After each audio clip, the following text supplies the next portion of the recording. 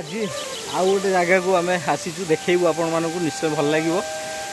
आम आसी पूर्व वीडियो आसते बरकन्या झरण हलसगड़ ता सहित शिशुपुत्र। आम आज आसे कानखाई जो ठाकुराणी अच्छा कानखाई ठाकुराणी से आम आसे देखा आप निश्चय भल लगे। आसतु देखा। वाव वाव कि सुंदर जगह। मजा नौ स्थानीय पिला आसिकी खूब सुंदर जगह रही ना। आसला पूरा गाँव रु चल चल चल चल आसी तो माने सूर्य को किरण पानी रे रिफ्लेक्ट करुच्ची देखी पारे।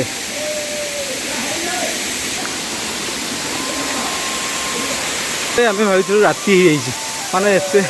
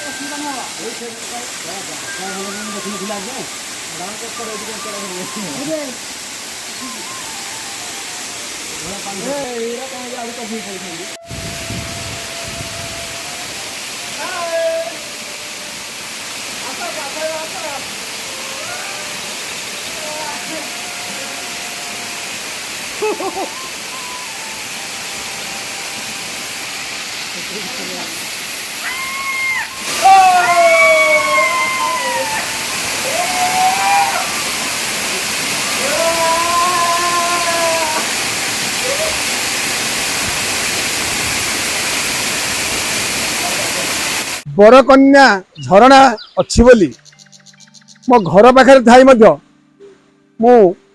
पेपर जानी वीडियो जानी आज मत बहुत आकृष्ट कला जैक बरकन्या झरणा को देखी। बरकन्या झरणा को देखी मु विमोहित हो गली। जो तार झरणा कुलु कुलु नाद प्राकृतिक सौंदर्य कौन सी माने जने पर्यटक आसले जीवन में भूली पार नहीं।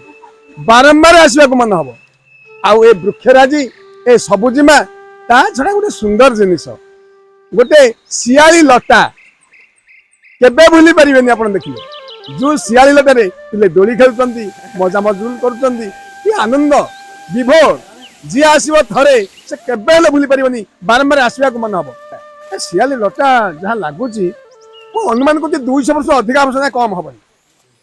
तो ए सियाली लता को देखिबे वृक्षराजी देखिए प्राकृतिक सौंदर्य आसतु देखु आप थरे देखिले केबे भूली पारिबेनी। एटा सत कि मिछ जे न देखिछि से जानि परिबनी। आसतु बारंबार आसतु देखिबे कि आनंद सब इच्छा हबनी। देखिले मोर मन पड़े अछि पौराणिक कथा। कृष्णचंद्र एठी अर्जुन को कला हरण करथिले। राधा कृष्ण मिलन कि माधुर्य मन पड़े अछि से प्राकृतिक कथा। आप थरे आसतु देखंतु आप माने विभोर विभोर हे जिवे आनंद रे गदगद हो बारंबार आसवा को इच्छा हम। प्रशासन को मु दाबी करुच्ची नयागढ़ अधिवासी हिसाब से यथाशीघ्र वन विभाग हो पर्यटन विभाग हो यथाशीघ्र जगह को रास्ता करी यार माने पर्यटन स्थली मान्यता देवाई मु दृढ़ दाबी करुच्ची। घटना देखी आम नयागढ़ जिले में एत सुंदर मनोलोभा वाटरफॉल अच्छी मु आश्चर्य हो गली देखी।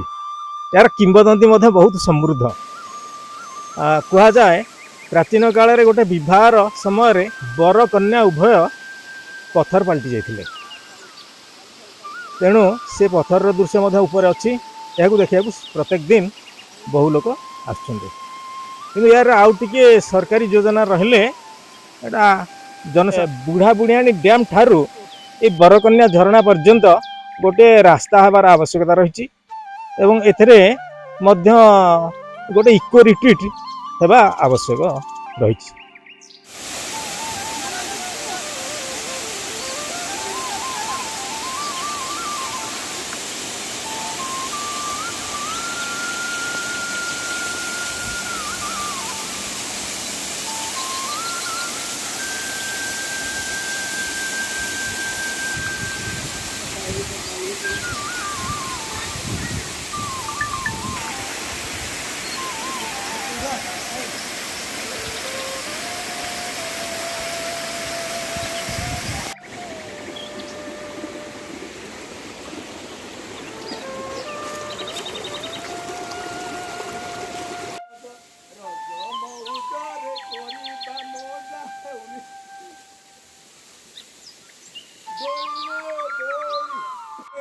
ये ग्रेडी बोलू जी अरे किया तुम्हें आश्चर्य यार बाहर आश्चर्य